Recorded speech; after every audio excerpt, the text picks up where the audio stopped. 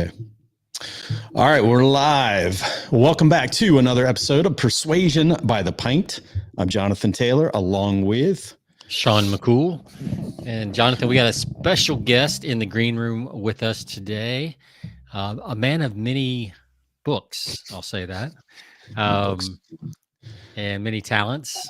And we're going to find out, why is he writing so many gosh darn books? Yeah, really. He's writing a lot of them, and they're not all in the same niche. They're just like all over the place. And that caught my attention. He can literally write a book about anything. And so we'll be talking to him a little bit about that. Is he and writing he also them? helps. Are you sure he's writing them? I don't know. We'll find out. We'll have to find out. And excuse me. No, I've gone through his little. I've got a dose of his sarcasms. I don't think AI could do that. That's pretty clever. Give it time. As soon as AI gets tired of us, it'll start doing that. So, and he also helps.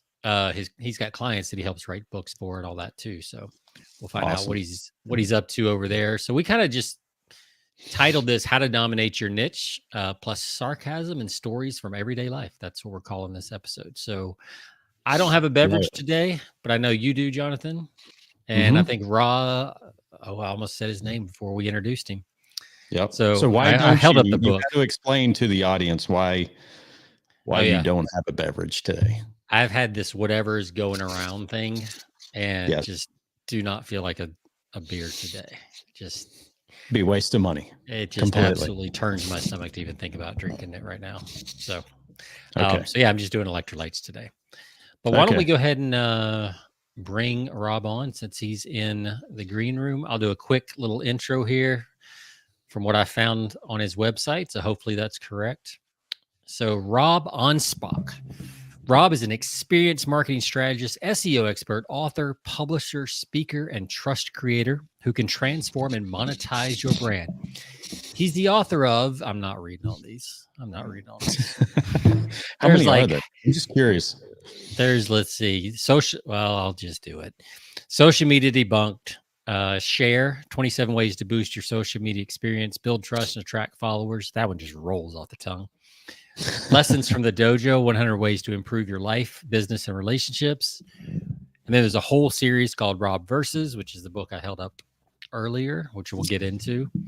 Then he's got Optimize This. He's got the Ask Dr. A book series. He's got No Experience Necessary, Power Guesting, Insider Secrets to Profit from Being on a Great Podcasting Guest, The Wise Guys, Copywriting Handbook, Fighting for Truth, Navigating Hollywood, The Empathetic Lawyer, just all over the place. So welcome to the show. You got your button ready there? Fire at the audience. Welcome to the show, Rob Anspach.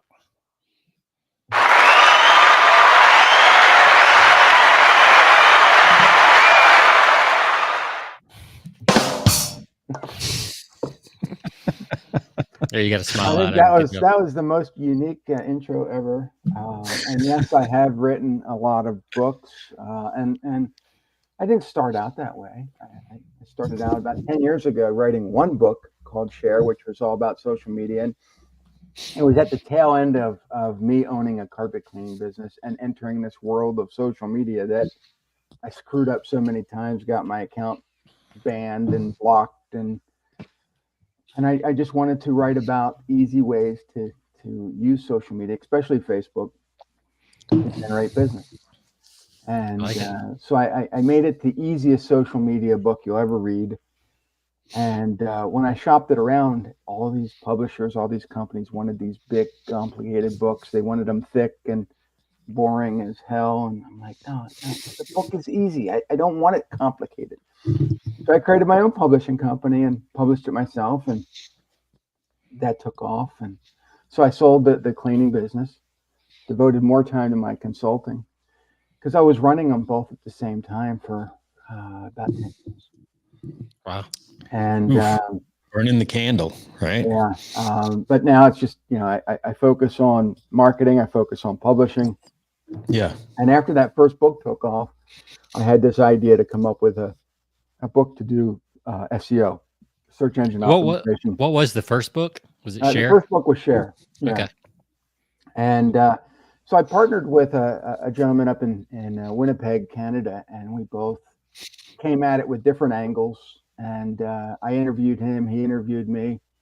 I took all the transcripts that we did over a course of a period of time. And I rewrote the book called Optimize This. And from concept to creation to #1 bestseller in 4 countries took 60 days. Wow.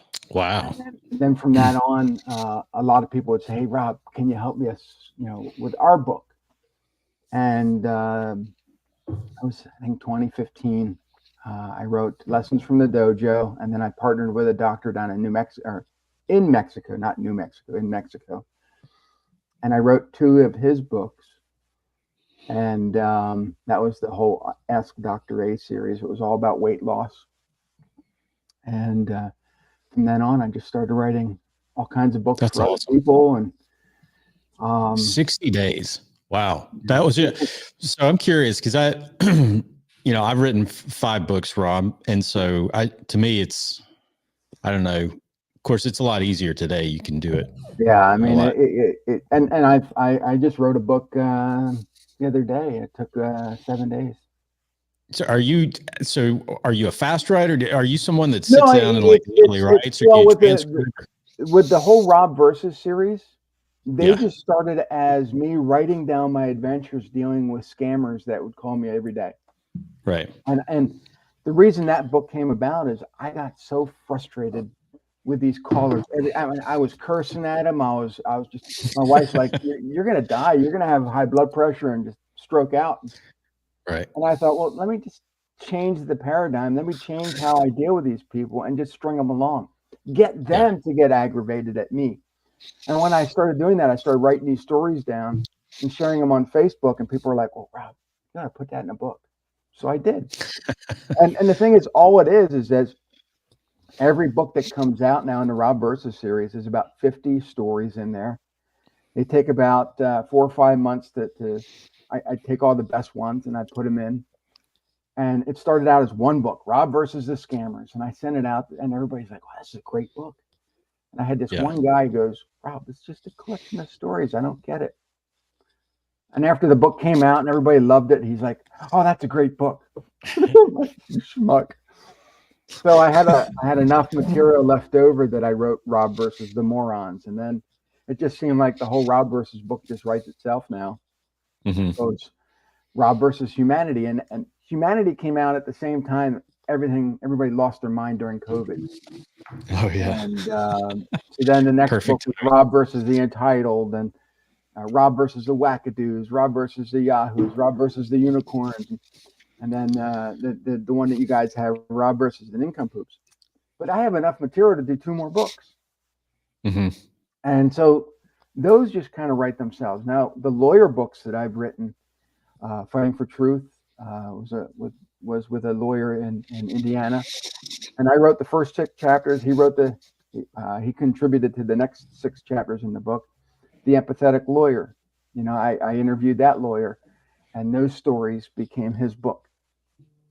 The book that I'm writing now, or I just finished writing, is basically a collection of 7 interviews I did with one gentleman over a course of 5 years, and it became the book. And it was just the way it flowed, the way everything came about. I just thought, I called the guy up, Steve, I think the material's great. Let's just make it a book. And he said, well, how long is that going to take? Because I don't have time. I said, what, are you dying? He goes, no, I'm just very busy. Right. And so I said, well, no, don't worry about it. I'll take care of it. And within 7 days, I had the book ready. And I said, just write the foreword. And he's like, what? It's all done. I'm like, yeah. So, I mean, over 10 years and 44 books, I've gotten a system in place that it just makes it very easy to produce books now. Yeah. It's like it's almost like once you get your system down pat, it's almost like it's like manufacturing. It's like first this, then it goes to this stage, then this, then this, then this. I mean, pretty much after that many books, you just kind of know, boom, boom, boom. I mean, you got the process laid out. Yeah, and So it's just getting the cover made and the ISBN issued and popping on yeah, Amazon and you know here's the thing I tell everybody is like yeah I've written a lot of books right. uh, and and every book helps enhance my authority as a marketer, as a podcaster, as a speaker, as all these things. It's just me wearing a whole bunch of different hats. Yeah. Yeah, Uh, which seems kind of counterintuitive because you're always told we're told a lot in these days that I got a background in copywriting, and one of the things you just hear in the digital market, especially direct response world, mhm. is you got a niche and it's got to be like a tight niche, and you don't want to be known as you got to be known as the guy, right? Yeah. The brain surgeon. You don't want to be the general practitioner. You want to be the brain surgeon. What do you say to that? Hmm. Well, I say all entrepreneurs have ADD, and we are all over the place, and sometimes we need to be all over the place to get inspired. Yeah. Hmm. Yes, I've subscribed to all that, and I realize that sometimes I even tell my clients, I say, "Look, you're doing too much," and they look at me and are like, "Well, Rob, you're all over the place too." Yeah, but when you look at it as a whole, Hmm. I'm not really all over the place. I'm focusing on publishing. I'm focusing on podcasting. I'm focusing on marketing. Yeah. So that when you push the whole envelope together and seal it up, it's just one way that I'm helping you become the authority in what you do. Right. Yeah. You know, There's a lot of crossover. You're right. right. The one of the greatest books that I helped produce was The Wise Guy's Copywriting Handbook with Tony Polici. And Tony was my original mentor, probably back when I first met him in 1998. And so we're going back 25 years. And he finally gets this book out. He puts it on Smashwords. Nobody's looking at it. Nobody's seeing it. And I said, Tony, let's take that book off Smashwords. Let's redo it, reformat it, add some new stuff. And then Right. we republished it with an awesome cover. And that happened in 2017. And I think last year it's still one of the top 100 best copywriting books that anybody should read. Was he was a Clayton Makepeace copy cub, wasn't he? Did he I'm work with not Clayton? sure. I know he knows them. He Yeah. knows a feel lot like- of people in the copywriting world. Yeah, I feel like in one of Clayton Makepeace's courses, Tony wrote one of the bonus books, Hmm. and Smashwords sounds familiar too. So Yeah. yeah. Anyway, I'm curious. Like now that you've written so many books, and especially these ones that I would say are a little bit more non-traditional, like the Versus series, Hmm. I imagine it's getting easier for you to like spot a book idea Oh yeah. in everyday Yeah. life, like in the wild. Well, there's a lot of different formats, and I've kind of busted all the ways that the gurus tell you to write a book. I'm just like, hey, why don't we just do it this way? Because this is the way most people conversate. This is the way they understand. So why write your book in regular, what I call, school grammar? That's not how we converse. And so a lot of the books that I write now are basically, conversational pieces. So, the book that I just wrote is, you can see just dialogue. It's like a transcription from a podcast. Mm-hmm. And people can follow along, and it looks like you're having you're reading a conversation between two people, but your brain takes it as, hey, I'm in this conversation. This is cool. And you just don't see stuff like that anymore. So when I see books, or when I people say, well, what's the direction I should go with this book? And I'm like, well, let me hear your story. And then I kind of get an idea of where that book's going to go. And sometimes we hit it right out of the park, and sometimes I don't. I mean, my Lessons from the Dojo book, which I thought was a brilliant concept in 2015 when I wrote it, was like every few chapters were set up so that it's like you're going through a karate school. So you read a few chapters, you become a white belt and a yellow belt, and you kind of go up the ranks. And some people loved the book. Was it a commercial success? No. It just didn't. It took like 5 years for that book to finally, get an audience and start making money.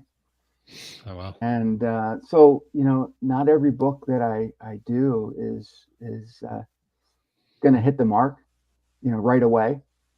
But, I loved writing that book because every page was a different concept.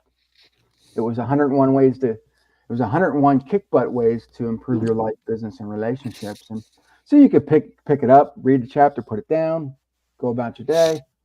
And it was just, um, I think that the book is underrated. Mhm. Uh, I just think more people should buy it.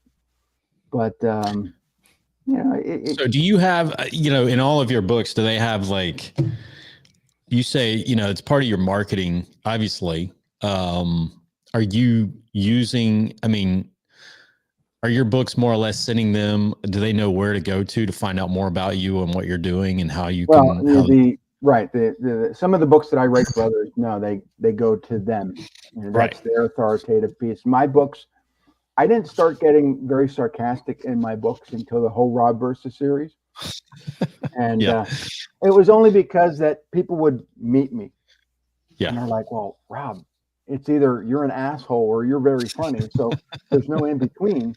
And I thought, well, they're reading these books of mine. I mean, they're learning about SEO and social media and podcasting and copywriting, and they meet me and they're like, well, dude, no, you're not sarcastic in the books. So the whole Rob versus series was at least letting people know what they can expect from me. And what it turned out to be was more of what I call rejection marketing.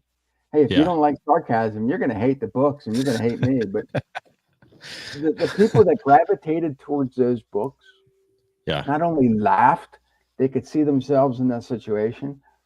Now they have a response that they can give the scammers when they call or lousy Mhm. customers or whatever it was. And now they can, I've made more money on those books than I have on all the other books that I've written. Wow. People like That's sarcasm. fantastic. Yeah, people like that. Yeah, they But do. I've noticed I don't know, the last 10, 15 years, I guess, a lot of the, the books about the size of the books that you're writing, Steve Chandler comes to mind, Mm-hmm. where it's a lot of short chapters. There might be 100 short chapters. Yeah, well, Do the you, reason for that is I wanted all my books to be very easy reading. I didn't Mhm. want people to feel that, like a typical Harry Potter book is like, 1,000 Yeah. pages and you feel intimidated. Yep. When I was in high school, the books that I read were like Tom Clancy, Red Storm Rising, these books that would take me a month to read. I wanted somebody to be able to take a book and within an hour and a half, 2 hours, they're done. And they can hand that book to someone else. They can carry it with them. You can take it anywhere. But I just wanted it to be easy and non intimidating. And so I kept with that style on all these books. The only book that's too thick is the copywriting book. And it's just because there's a lot of stuff in there. Yeah. Right. Do you take that same approach with your clients' books? Yeah. Regardless Yeah. of the niche or anything else? Regardless of the niche, I try to keep them under 200 pages. Okay. Because, especially with lawyers, I mean, they have clients that one, don't understand legalese. They don't understand the situation. They're confused. They're frustrated, and you hand them a book, and it might help them understand not only who you are, what you do, the questions, but it does it in such a non-intimidating way that they're more likely to hire that lawyer because now they got a book. Yeah. And they feel like if they spend, some time reading a book, they feel like they've spent time with you. Mm-hmm. And we all know familiarity, automatically just makes you more believable, trustable, the whole know, like, and trust thing. And on the flip side, though, people who read my books, they're like, Rob, I think you're the most, you're the guy who gets unfriended the most. I said, yeah, but I got enough friends. I don't care. Yeah. It's not that. Yeah. So all right. it's just a way to weed out people. Yeah, absolutely. So what would you suggest for, so I notice I think it's brilliant that you have all of your books are series. And I find that that's, in reading like what successful people do, especially with whether it's fiction or nonfiction, a lot of authors will say create a series, like hook people on one and then create an ongoing series. I had a friend years ago he was a fictional writer, and he did like a series of, like, he was a first-time fiction writer, but he said the key to the success of his books was that he created a series, a follow-up series. Each book was not a one-off, right, but it was a series of books that followed kind of a similar format. I'm curious, is that, I mean, would you suggest that to anybody that's thinking about writing a book, is like, creating in order to monetize it? Right. Well, here's my situation, is that I hated series. I didn't want to do it. I absolutely, people would say, Rob, I love Share. When are you coming out with the next one? I didn't plan on doing it. And so I was at this convention, and I came out, I'm like trying to force myself to write a sequel to Share, because everybody wanted one. And I thought, no, that's just not happening. For me, no experience necessary, which was social media for the boomers, Gen Xers, and the over 50 entrepreneur, is kind of my thoughts on the sequel to Share. They're both social media books. It wasn't until the Ask Dr. A book, which was not mine, it was my client's, and we based it on his YouTube show. I thought, okay, well, maybe a series works. And so when I started creating the Rob Versus series, I thought, okay, this is working for me. Can a series work for my clients? So my one attorney, she now has 3 books in a series called Shaping the Battlefield. My other attorney has Personal Injury Primer, which we're now working on book 6. And so every one of them now, their clients are anticipating that next book. Yeah. So with the Rob Versus series, they got 3 of them, and they're like, well, Rob, this is great. I have 3 of your books. When's the next one's coming out? And the next one, and so now it just kind of builds up. So when the 8th one came out, I had a client. She said, my son reads all your Rob Versus books, and he's like 10 years old. And he said, that's the best one. And I'm thinking, and I asked other people, I said, what do you think of Rob Versus the Nincompoops? Because it's the 8th book in the series. And they said, that's the best one. Your sequels keep getting better. And I'm like, and it's not, for me, it was, I've read the stuff so many times while writing the book and assembling the chapters and the stories. I'm like, okay, this book sucks. I've read the material already. You're too close to it. Yeah, right. And so when I put it out there, I'm like, okay, it's 50 stories. It's done. Get it out there. And I always have my graphic artist. I said, Freddie, you know what I like. Here's a photo. Run with it. And he'll come out with these outrageous covers because, Rob Versus the Scammers didn't have my face on it. It was just, a picture of a scammer, behind a mask. Yeah. The next one, Rob Versus the Morons, was the first one that had my picture on it. And now every single Rob Versus book has to get more outrageous in the cover than the prior one, just to grab someone's attention.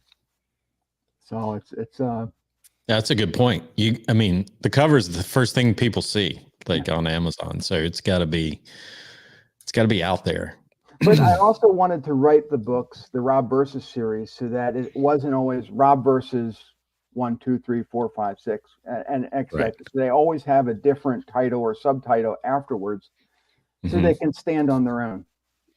Yeah, that's tricky with a series, is to have a series like title, but still be able to go wherever you want. Yeah, so I think that's cool. It reminds me. It was after the 5th one that came out, I was approached to write a pilot episode for a future TV show based on the Rob Versus books. Wow. And now that there's 8 of them, they're like, well, Rob, we got to get this show out there. Well, they had the writer's strike for almost a year and something out. And now all these studios are consolidating, and it's like, okay, I don't know if the show's ever going to be produced, but we have 2 test pilots. So Oh, that's cool. That's awesome. Who would This be is- who'd be playing Rob? I don't know. You got a wish? Do I have a wish? I wish it was me. There you go. But like see, it. that the book that you have on your screen, Rob versus the Entitled, That's my favorite. Amazon kicked it off of the channel for 6 months because it triggered somebody, and I had to Wow. request them put it back up because it's in this series. It's based on, my adventures dealing with scammers and lousy customer service and so it was like, dude, how can a book trigger you to take it off of Amazon? That's just Wow. Yeah. I like you're just going to run across it every time you get on Amazon. It's like, I mean, I tell people that every time you want to write a book, and I like the fact that people do want to write a book. They're thinking about it. Mm-hmm. But unless it's you're going to sell more on your website, you're going to sell more off of Amazon. Don't make it so that book becomes your sole source of income, because it's not going to happen. right. That book needs to be that thing that gets people to want to hire you to do the thing that you actually do best, to get you to speak, to go to seminars or conventions. It's kind of that backdoor mechanism to make you more money, but a book by itself isn't going to be that thing. Yeah, it's a gateway for other opportunities. Right. I mean, and I love that. Like in the book, so Sean and I both got this book. Thank you for sending that out. But I love how in this book, you also use it, which is a mistake that a lot of people make. At the end of the book, you use it as an opportunity to promote your other books. Mm-hmm. Like you've got, at the last few pages, you're talking about your other books, like, Rob versus Scammers, Rob versus Humanity, Rob versus Morons, Rob versus Entitled, Wackadoos, all the Yahoos, all of that stuff. Each one, you're featuring that at the end, which to me goes back to, I don't know if you're a fan of Dan Kennedy, but he always did that in his books, or he used every one of his books always as a. I met Dan Kennedy in 1998, and the reason I met him is because when I had my cleaning business at the time, I was struggling, and I didn't know any marketing. I didn't know what it was about. I didn't know how to promote my company the right way. So I went to Arizona and went to this Joe Polish convention, met Dan Kennedy. I didn't know who Dan Kennedy was. So, during the break from this seminar, all these people are sitting around tables, and Dan's by himself. And I said, hey, do you mind if I sit down? And within about 5 minutes, I wanted to punch the guy because he's saying, hey, you don't have a unique business, you're going to fail, blah, blah, blah. How is this guy? And so I got up, walked away, and I was just really disgruntled. And they called the seminar back in. We all went back into the giant classroom there. I'm in the back row. They called this guy up on stage, and I'm like, holy shit. But it was his talk, his speech that kind of prompted me to shift my mindset and thinking. Mm-hmm. And the funny thing is that when I first met him, he looked like he was 100 years old. Yeah, and he's still alive today. And then I realized he's only 15 years older than I am. He did die once. Right. So he died when he came back. Yeah. That's right. He came back to life. We had a whole episode on his death.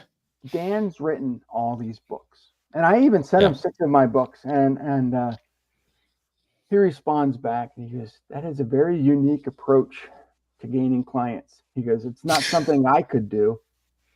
I'm like, dude, you still use an overhead projector. Right.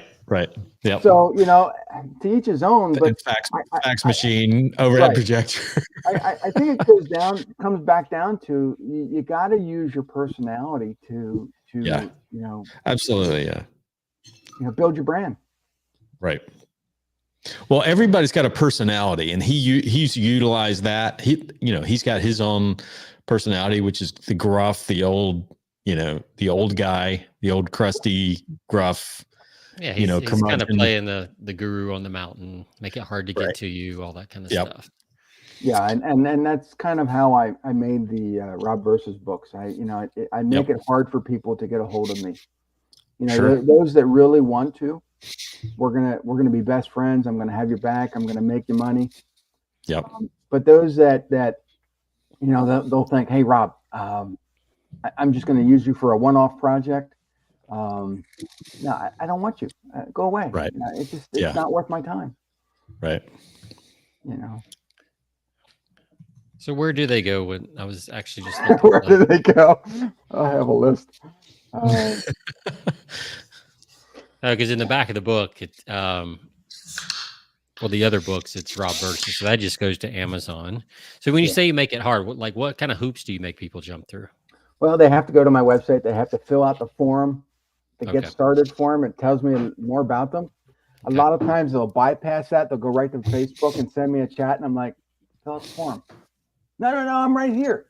Fill out the form. Yeah. Look, you can't follow simple instructions. We're just gonna. It'll be hard to work together. Yeah. Right. Yeah. Well, what do you have coming up, Rob? Besides more versus books, I know you got. I just wrote a book. What's the most interesting project you're working on right now? Well, I just finished the book called Unscripted, Unfiltered, Unwoo-woo, and Unguru. That's a lot of uns. It's a lot of uns, yep. But it's just two no BS guys talking about entrepreneurship, and that's the book I spent basically the last week working on, and so we sent out a couple test drafts to people, and they just love it, and so that's a whole week, huh? Yeah, I know. I'm slacking, but that book we're going to give away. It's going to be a free download, and now if you do buy it on Amazon, that the money, any monies that we get from Amazon is going to actually go to the philanthropy that's mentioned in the back of the book. But if you get it from us, it's going to be a free download, or if you want the hardback or not the hardback, the paperback, you just pay for the shipping. Yeah. And so it's just a way for us to give back, and I don't normally give out my books for free. But this is one of those ones where I just thought, hey, you know what? I think enough businesses have failed or faltered or just didn't do as well as they should have in 2023. I want to make their 2024 better. I like that. So when will that be out, or is it? That'll be out the beginning of the year. Okay. We will look, and that'll be on your website. That'll be on the website. That'll be on Amazon. That'll be be on other places too. So yeah, it's just we're just gonna make it free. Very cool. Yeah. So can you say who I the was co-author waiting. Is? Yeah. Can you say who the co-author is? Steve Gamlin. That's right. You said that's one you mentioned earlier. Okay. Cool. Sorry, Jonathan. Go ahead. No, it was funny. So I was like, something you said earlier made me think, why hasn't Rob published a book called Rob versus the Gurus? I'm waiting for that one. That's got to be on the horizon, but maybe that's a little dated, right? I mean, that's probably a little dated. I have two more Rob versus books to do in 2024. I've been doing two books a year basically since 2019, and I usually average 4 or 5 books a year. Although right now, 2024, I have slated 7 books that I have to get done.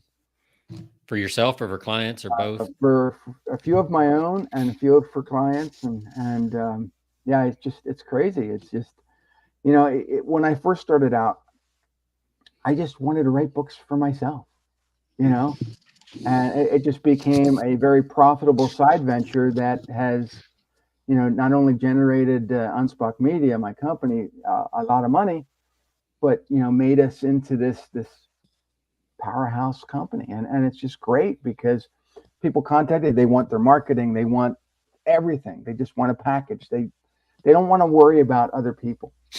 Right. And what I've been noticing lately is one of the clients we just picked up, their marketing company that they were using held them hostage, held their website hostage, held their social media hostage, held their Google Analytics. We had to create everything from scratch. Wow. And it was just a real giant pain in the butt. And there's so many companies out there ripping off people that I want people to know, one, I'm one of the good guys. I've been in the trenches for 20 some years. I know the crap that people are getting piled on them. Yeah. And I'm very, I try to be very empathetic, but in the same respect, is like, I'm not going to take the crap either. Right. You know, it's funny. You had, Sean and I had a guest on recently that was talking about LinkedIn marketing and talking about how to deal, like, obviously not the marketing approach that so many people mistakenly make, where they just try to spam you, on LinkedIn. And it's funny you talk about that, in your book. I find it pretty hilarious. I think every single one of the Rob Versus books has a chapter called LinkedIn Losers. And it's just because they pitch out of the gate. When I meet somebody on LinkedIn for the very first time, I send them a 15-second video of me just thanking them for the connection, putting the ball in their court. I'm not pitching them anything. And I have a little transcript. Hey, I'm not pitching anything. I hate those guys too. Right. And a lot of people say, well, Rob, that was just unique. It's very welcoming. It's a non-pitch thing, and yeah, it's human. Yeah, you just have to be more human. So what advice would you give, like, for anybody that wants to publish a book now? It's 2024 practically. In 2024, anybody within their own industry, whether they're a attorney, a financial advisor, a manufacturing rep, who cares? I mean, obviously your approach is you got to be different, but what would you tell to one of your clients who says, you know what, I think I want to publish a book to market my business? What approach would you give them nowadays? The easiest way to do it, and this is going to kill a whole bunch of birds with one stone. Right. Get on video and share the 50 most common questions you've ever been asked. Make 3 to 5 minute videos of them. Have them transcribed. Now your videos are on YouTube. Your transcriptions you can use on your website as blog articles. You'll reassemble them, and now you have a book that you can give out. In the book you create your intro. You spend 3 chapters telling your backstory, and then you can go into filling in all the questions and answers. And so now when you hand this book out to people, they know about you. They can go through and all those questions and answers that are in the book, they're probably wondering about too. Yeah. So now you have videos, you have blog articles, and you have a book. And if you do it right, you can take those same that audio off the video track and make podcast episodes. Yeah. And so you can. Why make a whole production over everything? Because I think that's what's so overwhelming with most people. Right. They think, oh my God, I gotta do this. No, do one thing, and then have it distributed out, and just make it easy on yourself. For me, it's always been about simplicity, and the more simple I make things, not only the less stress I have, but the more money I'm making. Right. And I think today everybody wants to funnel their whole system to death. And for me, it's always, hey, you're one funnel away from a mental breakdown. Stop funneling stuff. Better scaling, right? Scaling yourself to death. Yeah, everybody loves to scale and build funnels for sure. So, and with lawyers and doctors, you already have your medical or legal speak. Dumb it down to the people for them to understand. Yep. You know, and the whole question and answers thing is when I interview people, especially lawyers and doctors, is, you know, I get them to get off their high horse, get off their pedestal, come down to a level where people can actually respect them and want to go to a bar and have a beer with them instead of going into their office and fearing what they're going to say. Mm-hmm. You know, it just, you right. know. Yeah. Right. Like you talk, or in other words, right. I mean, yeah. So it just, for me, it's not always, right. Nobody's going to understand what I'm saying when I talk about optimization and monetization. It's like, Rob, okay. You want to make sure that you're going to be able to be searched on Google and you're going to make money. Oh, okay. Yeah. Yeah. Make it simple. Yeah, that is the key. I think, especially when you're in any given industry, you just pick, and you don't even realize how much stuff you've picked up, like jargon, and right. You tend to be following the same, people, and you get that echo chamber. Yep. And you got to step out of that. How do you step out of that while you're, so let's say somebody was going to sit down there and do the 50 questions. How do they answer that but get out of that echo chamber? Like, do you have any tips that you use when you're interviewing people to kind of help get them out of that? Yeah. Sarcasm. So while you're while I'm doing these interviews with people, I try to break the ice. I try to break their thoughts, because they're going to want to think, hey, I have to talk like I'm talking to another doctor or another lawyer. No, you're talking to me. I don't understand that shit. You know, and I'll say something very smart at it. Be a smart ass, be smart aleck, and they're like, oh, okay. Yeah. I like that. Yeah. For that dumb guy, Rob, let's rephrase this. Yeah. Yeah. That makes sense.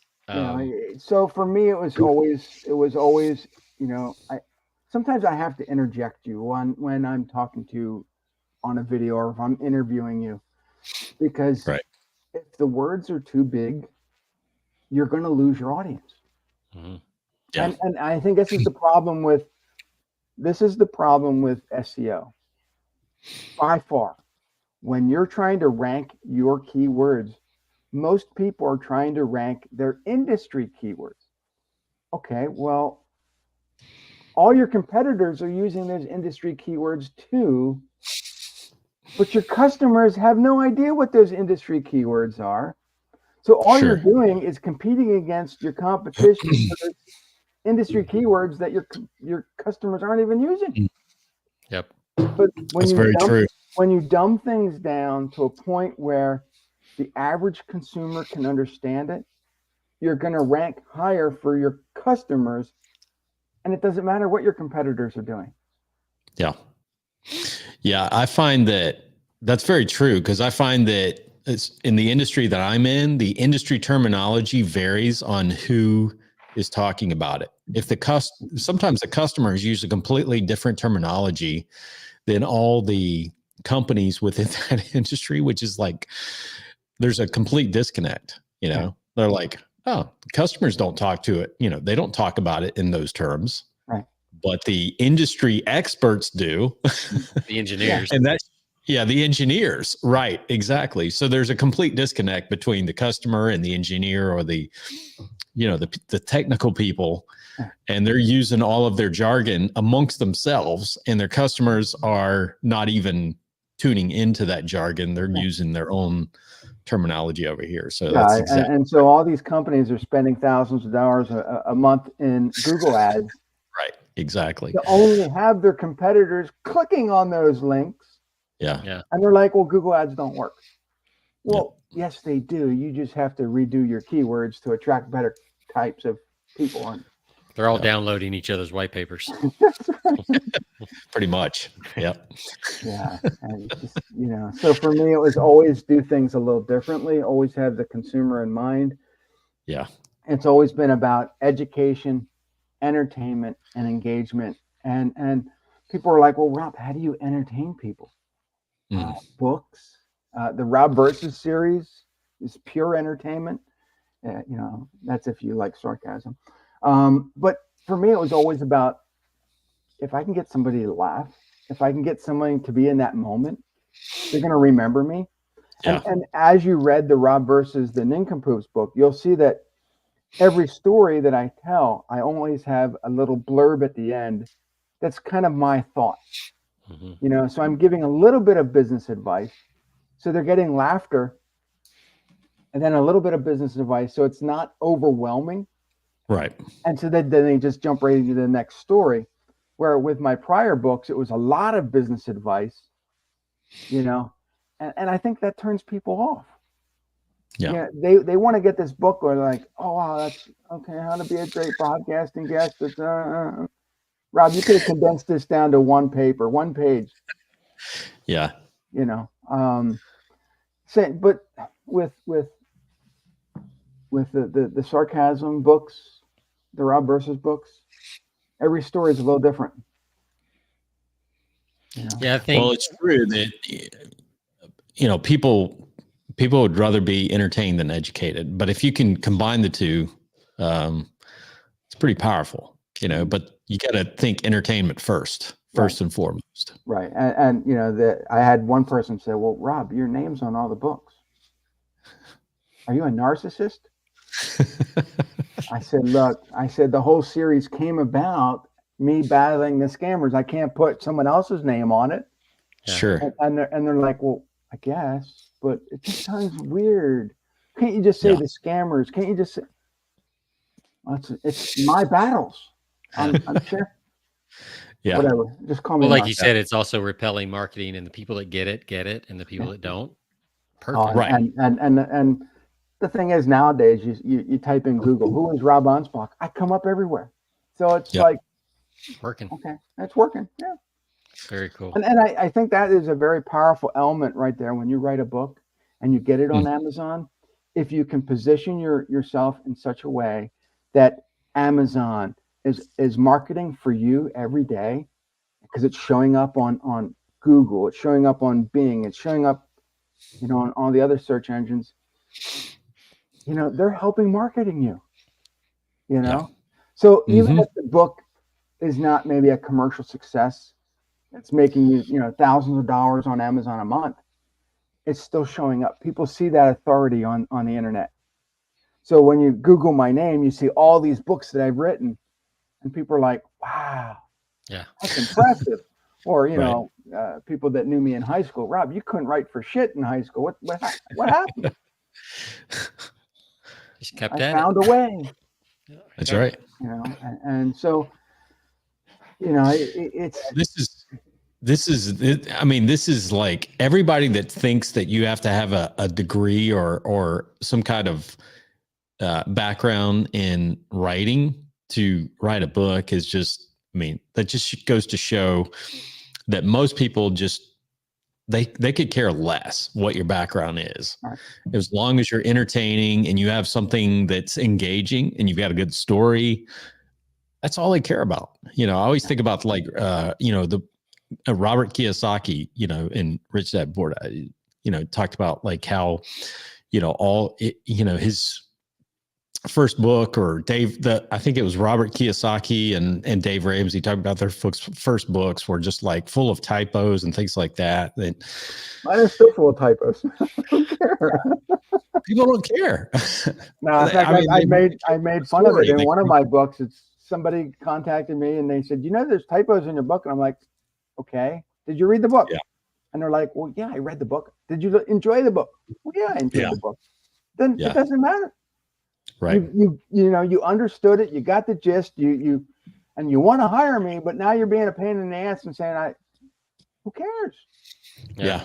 And I think people get hung up on social media about, you know, being the grammar police. Right.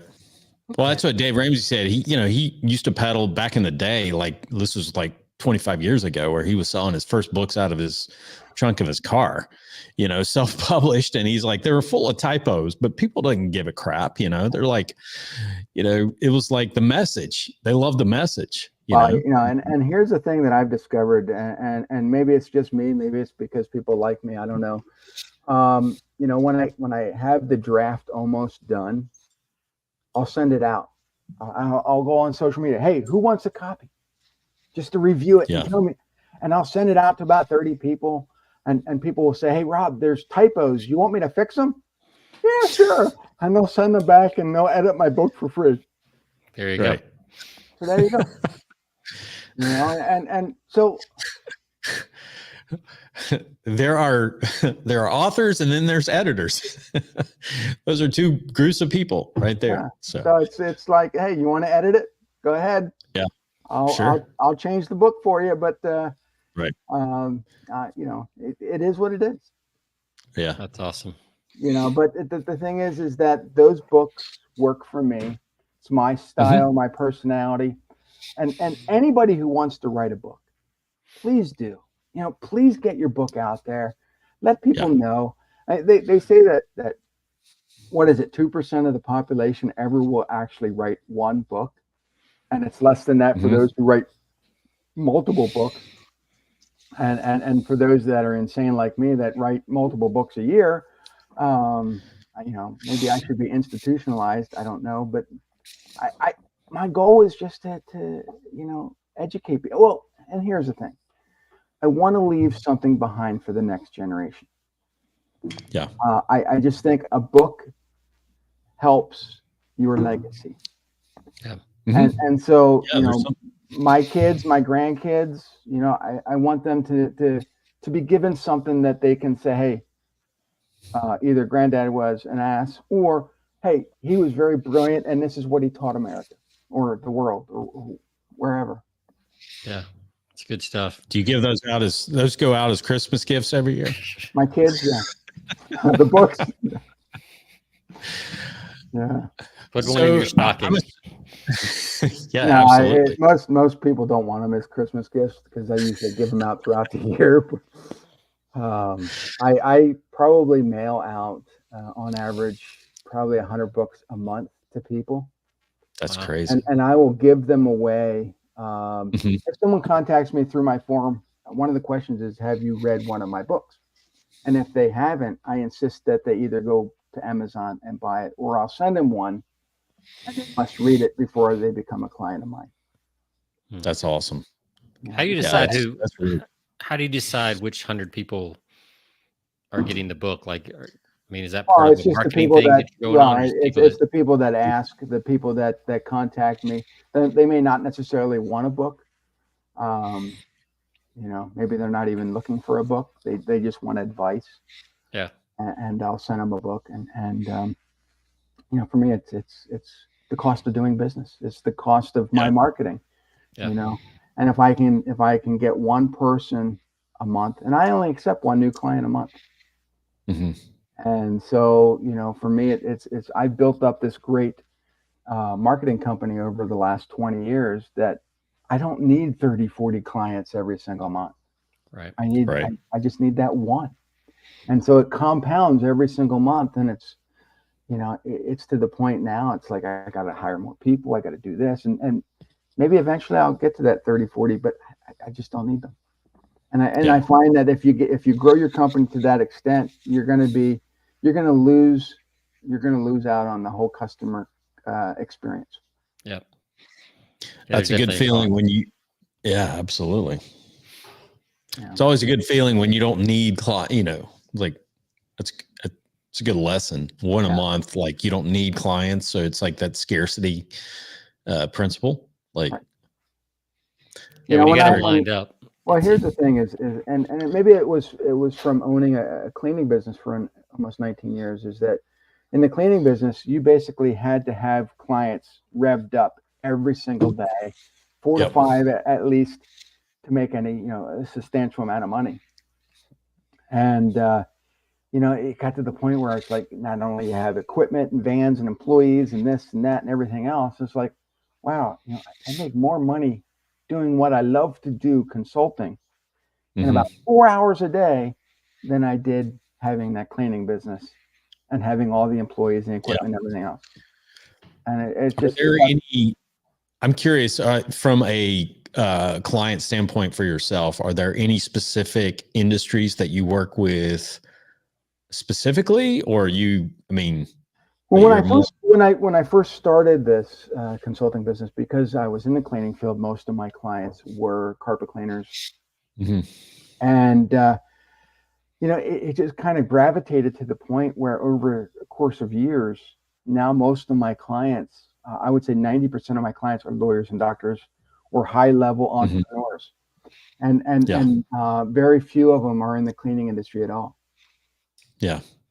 No, You that's know? awesome. And about 5 years ago, I started the whole eHeroes podcast, where I interview brilliant or eclectic entrepreneurs and get them to share their superpowers, their stories, and how they Mhm. help people.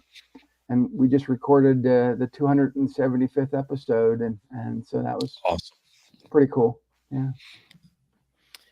Very cool. Well, Rob, what's if you could give our audience one piece of advice before we kind of head out, what would that be? Be yourself. Be As yourself. as painful as that is, It's be scary yourself. for a Yeah. lot of people, I think.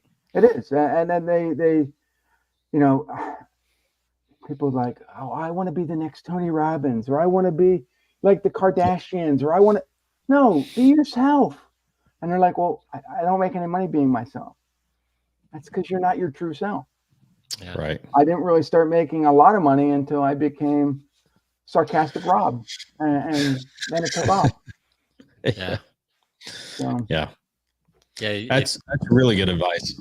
Yeah. Because you're probably, if you think you've been being yourself, but you're not having success, it's probably because you're actually trying to be somebody else. Mm-hmm. Yeah. You're trying to be somebody that you've watched on TikTok or something else. You're like, I need to be the next Yeah, I need to do guy. that. Yeah. Next, whatever. Yeah. JP Sears or whoever Yeah. whoever blew up last month, Alex Hormozy. Right. It's like, Yep. it's like, dude, if you want to be Alex, he's taken. I'm sorry. yeah, in fact, I think I mentioned Alex in the book. Yeah.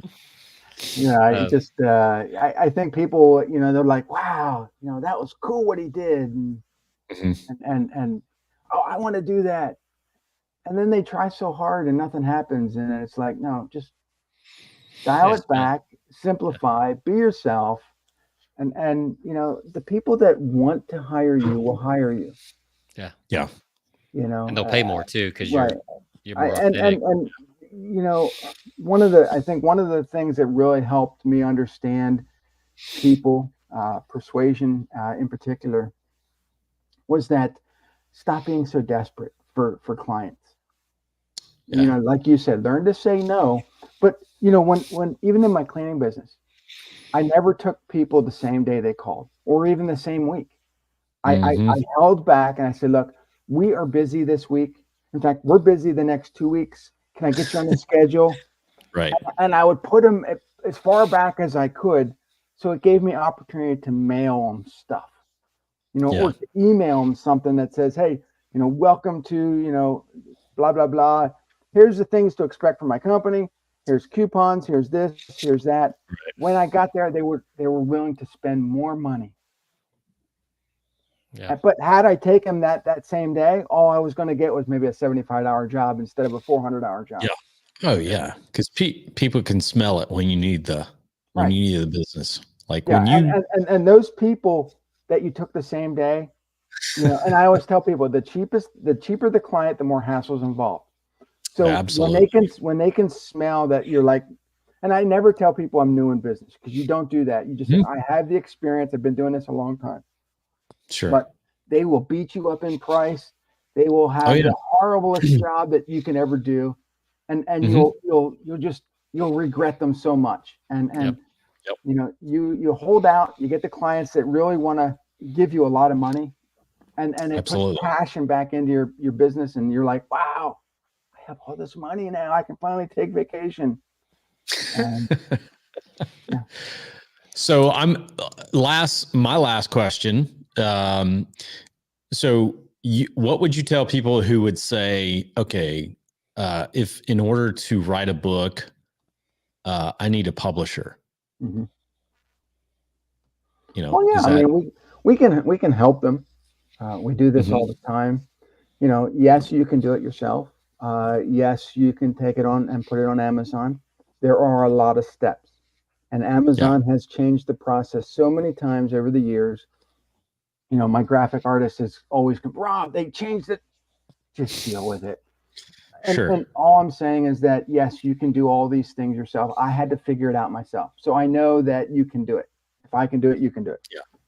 Right. So but all of your clients, you work with them. I work with them step by step. We make sure that it's all done step the correct way. And right. For and Amazon. we'll even give them advice. And look, the stuff here in the book is great. Maybe we should clean it up just a little bit.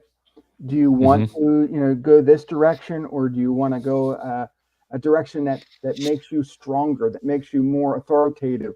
That's not this, weak PC crap that everybody is doing.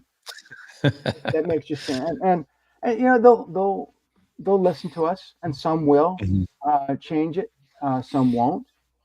The book's entirely theirs to do as they please.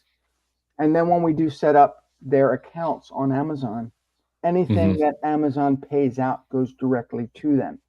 We don't take any of that Amazon. To me, it's look, it's your book. You paid us once to help. Right. Everything that you get from Amazon is yours. Right. From that point on, you get all the royalties. Yeah. There's too many people out there that will take both. They'll double. Do you work with do you do audiobooks too for your clients, or they can do audiobooks if they want. I rarely, to be honest, I rarely ever listen to audiobooks. For me, it's always been a paper book that I can actually take with me, that I can feel. It's tactile. I just feel like, yes, I love podcasts and I love listening to them. I hate listening to an audiobook. I'm like, I'm an avid reader. I can speed read, and an average book takes me like 15 minutes. But I want people to physically know how to read. Yeah. I say, "Oh, are you a reader?" No, I just listen to books. You won't make a good client then. Sorry. Yeah. It's fair enough. Yeah. Fair enough. That's right. So they can do it. But it's on their end, and I just find that there's a lot of time and effort to put into an audiobook that may not sell as well as a regular book. Yeah, right. So the return on investment has to be there, and I always say, look, get the print book out first. If the demand is there and you want to do it. But you may find that the time involved to produce an audiobook is just not worth it. Yeah. But a lot of people do it. Yeah. One of our guests was talking about just how difficult it was to actually go in and record the audiobook. Every breath and everything had to be, redo and stuff for me, over it's and like, over. I would make mistakes. I would curse. And then it was like, it's just no. So people were going to get this audiobook with everything bleeped out. Yeah. Yeah, right. Not be a good customer experience. It's like once upon a time, bleep, blah, blah. No. I think after about the 15th beep, they'd be going, Rob, you suck.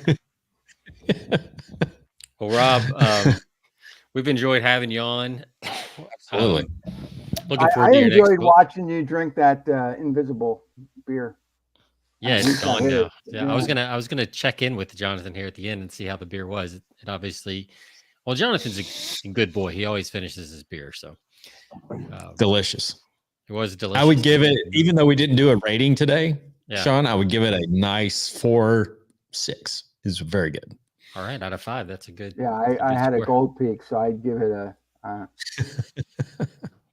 not a beer, so it gets a 0. But out of an iced tea, it's probably a 4 out of 10.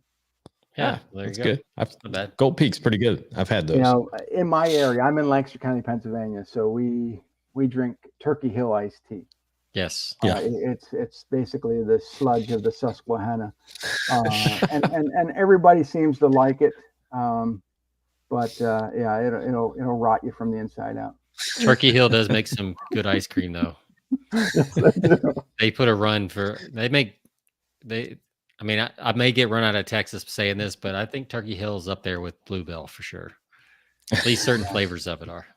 But so Everybody, you learned a lot from here. So yeah, there you go. This is a great podcast. I enjoyed it. Thanks. Yeah. Well, This is the part we've where enjoyed- I guess Jonathan's the wrap up professional, so we'll let him wrap up. And Rob, it's been fun. Yeah. So Rob, where can our listeners find out if they want to go directly and skip the books and go right to the source? Where can they find can you? go to onspachmedia.com. You showed it on the Yep. there you go. There you go. If they That's want it. my books, they can go to getrobsbooks.com, Okay. and that will take them to Amazon, and they can buy as many as they want. That's right. Yep. If you just do a Google search for Rob Onspach, you'll get Plenty of choices. Yeah. And they do make good stocking stuffers for some people. Yeah. Not for And everyone. I've received pictures from people where they've taken my books and they've leveled their couch because their leg wasn't too. So yeah, I mean they're good for something. That's good. Yeah, that's right. Door stops. I mean, paperweights. I don't. I mean, and the funny thing is, every time I go to the post office to mail more books out, you got to fill out the statement that says that what you're mailing is non-toxic, non-threatening, all these things. I'm like, the book, it's going to be harmful to somebody. Yeah. And they just kind of look at me like, that's not what it means. Why are you having me fill this out? So yeah, it's going to be harmful to the what is it? The which generation is the youngest? Gen Z. Yeah. It was Gen Zs. They all get triggered by something. Yeah. Well, Rob, it's been a pleasure, man. I think we need to bring back Archie Bunker. Oof. Oh yeah, I'd love to have him on the show. You watch, it's like Thanos. They watch Archie Bunker and just disappear. Yeah, that's right. Yeah, for sure. He would trigger a lot of people. What's funny, I was watching a thing on CBS Sunday Morning a couple weeks ago, and they were talking about Norman Lear, the writer, and he's actually very liberal. Yeah, he had no problem writing all the sitcoms and telling the jokes, and because he said he's like, it's how you get conversation. It's how that's how people get educated about different viewpoints. So he was using comedy to make his message 30 40 50 60 years ago. So but you're right, man. If heads would explode if they had to sit down and watch Archie Bunker, and that should be like a 101 course in college these days. You'd have to watch the entire seasons of they'd all fill out. Yeah. And make it Archie Bunker and Red Fox from Sanford Sons. And then the guy that I can't think of the other one, the Jeffersons. Jeffersons, the apartment in the sky. Right. And maybe Good Times as well. Throw that in there. Yeah, you just play those the whole time, and I think it would straighten out this whole generation. That would for sure. So. Yeah, I think that's why your books are good, Rob. They, those are the conversations people are not saying out loud, but they're probably having inside their own head or in those private conversations. They agree with you. They might not admit it publicly. And the funny thing is that I think some of my Rob versus books have become playbooks for the scammers, because as soon as I try to answer something with something that's in the book, they're like, I read that book. And I hang up. And I'm like, all right, well, gotta up your game. There you go. Yeah, so it's just fun to entertain people. Yeah, I like it. Well, Rob, we've enjoyed it. Thanks for coming on. You have the privilege of being on our final episode for 2023. So, so maybe you should get another applause for that. I'll save it, but maybe. Why not? Why not? Royalty free. Go ahead. And for anybody who doesn't like me, I don't care. That's a great way. That makes me want to watch a Bad Santa episode tonight or something. I don't know. Right before Christmas. Rob, thanks again, man. Appreciate you joining us. To all of our listeners, you can find us. This is, and I wasn't joking, this is our final episode for the year, because we won't be doing an episode next Friday. Sean, it's been fun, man. It has been a blast this year. This is like 335 or 6. I've lost count. 36. Okay. And we're looking forward to 2024 and continuing on. And to all of our listeners, you can find us on any of your podcast platforms, wherever you find or wherever you listen to a podcast, you can find us there. Leave us a review, and we look forward to seeing you guys in 2024 coming up. Thanks, Sean. See ya. All right.